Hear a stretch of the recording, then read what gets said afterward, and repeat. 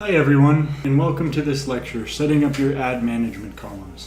One thing I realized as we were going through this is that everything that I've been showing you on the actual ad manager is not how it normally by default looks. So in this quick lecture, I'm just going to explain how to make yours look like mine and the purposes of such and how you change it. So to dive on in, click right here, obviously on columns. Now by default, you're probably going to be on this performance one, this setup one, or this delivery one, which as you can see immensely changes what it's telling you. Now when you're designing your columns, I always base it off of this ad account. What am I specifically trying to do for the client? Am I trying to just measure the sales? Am I trying to measure the clicks? Like what's important here? What's our priority? So that's usually what I base it off of. To create your own, as you can see, these three down here are like custom ones that I've built. You would want to click right here, customize columns, and then it'll load this nice little menu for you, and it'll give you every kind of metric that you could think of.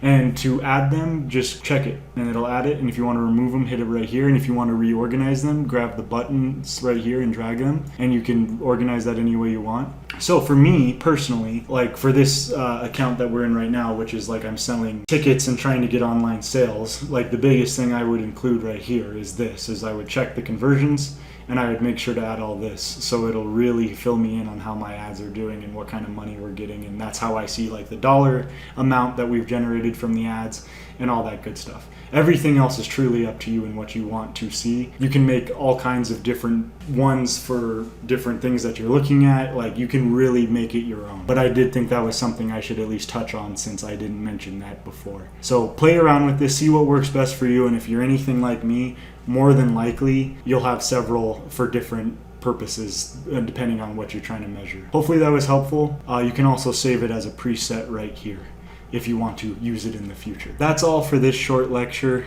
I'll see you guys in the next one.